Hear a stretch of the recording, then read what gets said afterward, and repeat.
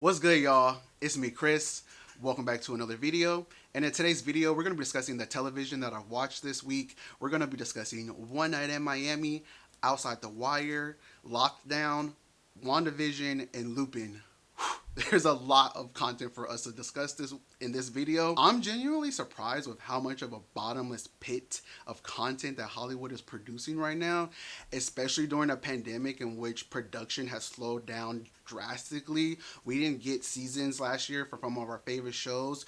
Euphoria season 2 didn't happen. Post season 3 didn't happen. There was even some shows that were forced to completely cancel and couldn't even film because of the pandemic, such as Glow on Netflix.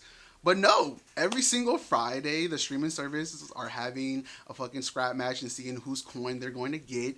And with the pandemic reigning terror on us and all the COVID restrictions, my black ass is at home with nothing better else to do except for to consume all the copious amounts of content that there is available for us to watch on streaming. So I'm going to be discussing the projects in order from what I liked least to what I enjoyed the most. The first project that we're going to be discussing is One Night in Miami. This is a movie that you can catch on Amazon Prime. This is Regina King's directorial feature film debut. This movie is the telling of a fictional account of an interaction with four prominent voices during the civil rights movement in the 1960s. I was really excited to see Regina King directing this project. She has made quite the career for herself in Hollywood and has really taken off as a prominent actress in the last 10 years. She's even garnered an Emmy and an Oscar. Regina King is a legend, so I'm really happy to see her expand her career like this. She's directed numerous episodes of television, like TV shows of Scandal and Insecure and many more. So this was really exciting to see Regina King get to shine behind the camera in a fully feature film. And I really loved her direction. I think she captured the era so beautifully. All the talent in the movie is really good. Like the actors that they choose to portray the historical figures, they captured them so well, really solid, spectacular performances, and they were fine. I was sitting there watching this movie that's a black man right there. But I have to be honest with y'all and to tell y'all that for me, I found the subject matter and the execution just to be uninteresting, uncompelling, and quite derivative. I'm fine with civil rights movies. I just wish that we could start telling different stories and showcasing different voices. Too many times when we talk about the civil rights movement, it just gets so focused around cis hetero male voices. I'm just like, what were the queer people and the women that contributed to the civil rights movement as well? Shit, I'm fine with even hearing other cis hetero male voices. We always talk about the same leaders, Malcolm X and Martin Luther King. I'm just like, I know that there were so many other people who contributed to the civil rights movement that just have not got a chance to have their stories highlighted and for their voices to be amplified. I know that this movie started off as a stage play, but if you decide to adapt a stage play into a film, you need to bring that thing to full life. You need to bring new breath into it. And honestly, it seems to me that they just kept a lot of the dialogue and it just carried on for so long and it was boring, quite frankly, you ask me. I also was really confused with why they focused this version of Malcolm X to be so prominent and wanting to recruit celebrities to be voices of the civil rights movement, because in his real life, he was so adamantly against that. There is a famous interview about Malcolm X critiquing why we decide to make celebrities be the voices during civil rights movement. Leaders that they call leaders. This included Lena Horne. This included Dick Gregory. And this included comedians, comics, trumpet players, baseball players. Show me in the white community where a comedian is a white leader. Show me in the white community where a singer is a white leader, or a dancer or a trumpet player is a white leader. These aren't leaders. These are puppets and clowns that have been set up over the white community and over the black community by the white community and have been made celebrities and usually say exactly what they know that the white man wants to hear. And I would say that has not changed ever since. The most vocal celebrities really are so disconnected to what it means to be a black person, what it means to be a queer person, what it means to exist in an anti-black, white supremacy, patriarchal capitalism society. So I was really confused as to why they made that to be such a plot point of this film. If you're deviating from telling people's actual stories, then really go to town with your imagination. Like, stretch your creativity in which the ways these characters get to explore and achieve, or just stick to telling the actual stories of these lives that you're trying to depict. The four leads from this film and Regina King as a director are so talented that I am looking forward to see what they do from here, and I don't want anyone to suffer from this because I don't feel like that it was from a lack of effort. The next project I watch is called Outside the Wire. This is a film that you can watch on Netflix. It is starring Anthony Mackie of MCU fame and Damson Idris from Snowfall on FX. I was really excited to see an action movie, with the close of the theaters because of the pandemic. I've been missing blockbuster movies. I've been really missing like engaging, thrilling, like edge of the seat type movies. And so I was really excited to see this because of that. Also the fact that it was led by Black people. That's rare in these type of movies. So I was like, yes, niggas in the future. I'm excited for this. So the plot of this movie is that this young pilot fucks up and kills people on his squad and then is relegated to the command of an android. And then what? Like, where are we going? I just found the movie to be very clunky and super one note. Like, you could imagine of any world and this is what you come up with. Also, I hated the way that they designed Anthony Mackie's android parts. Like, it was giving me trypophobia, which is the fear of holes. It was so gross. Like, I will not share an image. Google it. Just know that it's gross, and it made it really hard for me to get through the film because of it. The next project that I watched is called Lockdown. This is a film that you can watch on HBO Max. It stars Anne Hathaway and Chiwetel Ejiofor, and it positions itself as to be like this pandemic jewelry heist type of film. The movie takes place in London, and I've really been enjoying watching content that's not here in the States because I hella miss traveling. Like, the last 4 or 5 years I've taken an international vacation at least once a year, and I was not able to do that at all in 2020.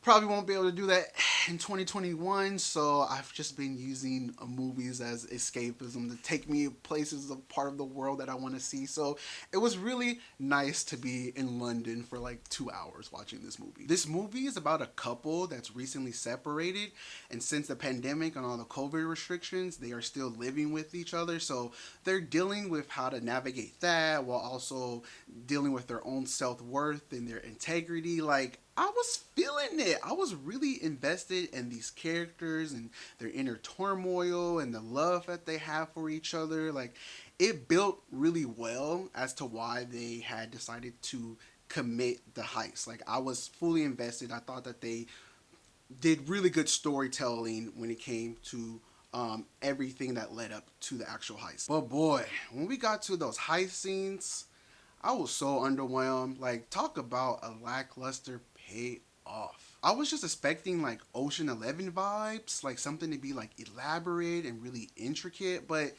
it just didn't pay off. Now, I did really enjoy Anne and Chiwetel in their respective roles. I liked their chemistry and I believed in their romance, so at least I got to enjoy that from the film. The next project I watched is WandaVision. This is a television series that you can catch on Disney+. It's starring Elizabeth Olsen and Paul Bettany in their respective roles as Scarlet Witch and Vision. This is our first Marvel series. We were originally supposed to get the Falcon and Winter Soldier, but because of the pandemic and filming restrictions, we ended up getting this TV series first. And I will say that after a year and a half of no Marvel content, I think that this was a good way to kick things off and get us back into the MCU. The premise of the show is that Wanda and Vision are living these perfect suburban lives in the fashion of classic sitcoms such as The Dick Van Dyke Show and Bewitched. And then they start to suspect that things are not as they seem. I really like the setup of the show a lot. I like the blend of the classic sitcoms with the MCU characters. I'm very familiar with these shows because of Nick at Night. Like, when I was a kid, we'd watch Nickelodeon during the daytime, and then Nick at Night would come on, and I got familiar with all the sitcoms from like the 50s, 60s, and 70s. As an adult, I've me and my brother tell this to my mom all the time, and she has such a hard time believing that we watch like the Brady Bunch and Dick Van Dyke Show and I Love Lucy. I'm like, yeah, those shows were really good and entertaining as a kid. Also made it really easy because Nickelodeon was done by Air 9, and Nick and Night would come on, and we were old enough to stay up till 9 or 10 and watch television. So we watch. So I'm very familiar with this. So it felt very cozy, very comforting, very familiar to, watch these MCU characters in this classic sitcom format. The show is set up as a mystery, so we're given these little clues and Easter eggs dropped here and there to help us figure out what's going on exactly in this time and space. I've watched the first 2 episodes, and there's just not enough happening yet for me. It's very cute and pleasant to watch, but I'm really missing like that excitement factor that comes with watching a Marvel project. I've watched a few reviews of WandaVision, and the press was able to get 3 episodes, and a lot of the reviewers were saying that the plot reveals a lot more of itself in the 3rd episode, and that the show is acting very much more so in the vein of the MCU in the 3rd episode.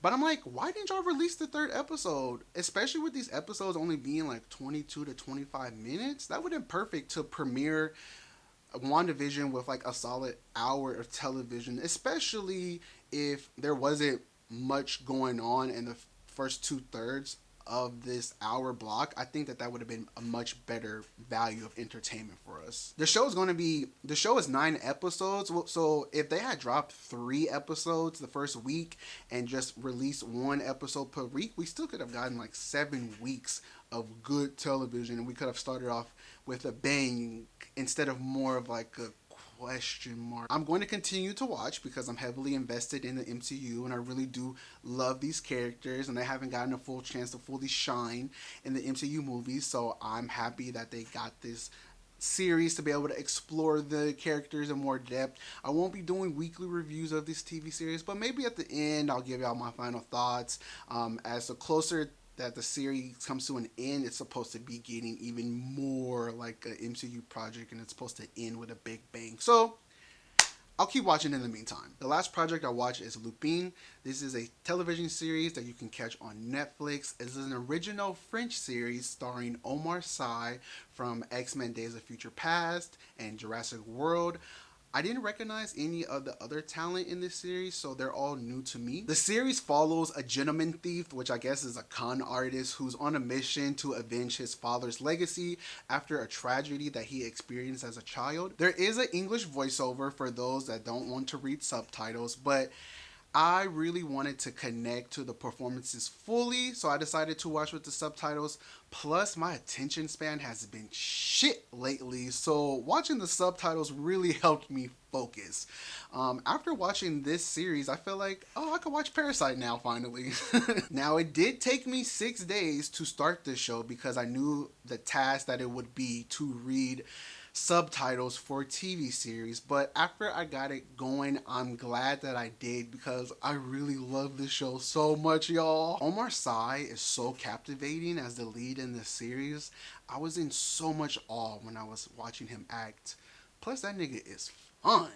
Okay? It's a crime show with this mystery that's interwoven so well into the plot. Like, the show is just so clever and so intricate.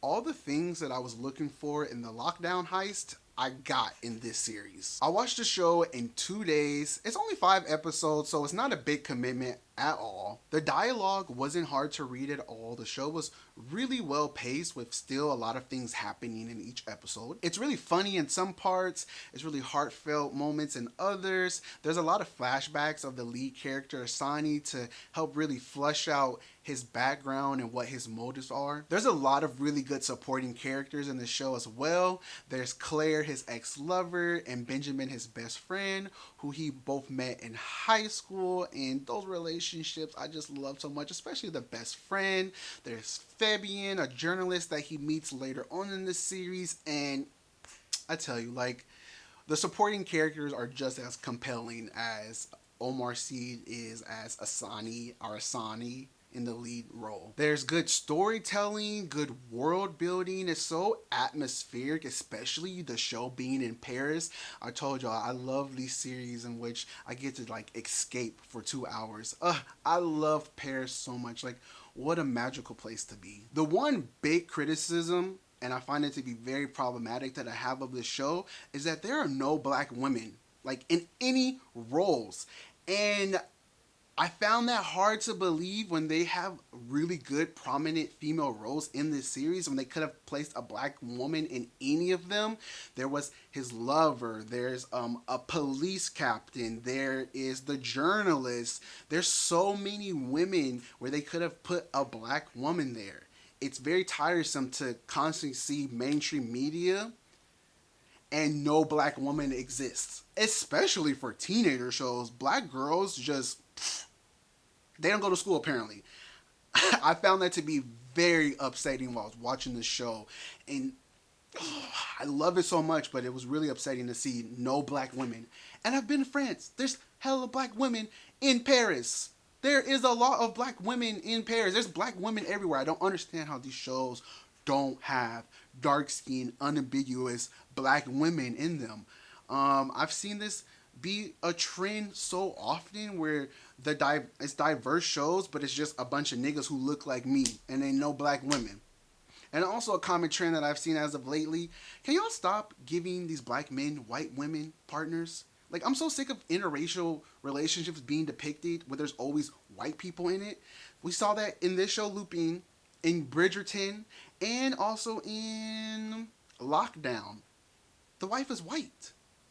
I'm going to continue to watch the show because it has really a high entertainment value. They left off on a really good cliffhanger for season 1. We are going to get part 2 later in the year. Netflix and the production crew of Lupin have already confirmed that. So I can't wait to watch. So that's all of the stuff that I have watched this week in television. It's so much. I would love to hear what y'all have been watching. If y'all watch any of these shows, please leave it down below in the comments. The thing that I've been watching recently, y'all, please, Leah Remini and Scientology. Y'all, I knew that Leah Remini from King of Queens was an ex-Scientologist. I know, like, almost every interview in the last, like, 7 to 8 years that she talks about being an ex-Scientologist. I had no idea that she had a series on A&E from 2017 to 2019 or 20. 3 seasons discussing all the shit that is Scientology. Holy shit. This show is so entertaining. I started watching it on this past Monday. I have not stopped. There's 3 seasons. I'm already on season 3. Each season has like 8 to 12 episodes. It's so good. Let me know if y'all want me to do a video about that. Maybe. It doesn't have anything to do with being black or queer, but I do find it to be super fascinating that this white people shit, the same thing with Tiger Kings, all this white people shit that goes on, people with privilege and money, the things that they choose to do with their time, I find it to be very fascinating. Alright, if you enjoyed this video, give it a thumbs up. Leave your comments down below. Subscribe to the Chris B. Nolan family. And I will see you on my next video. Bye.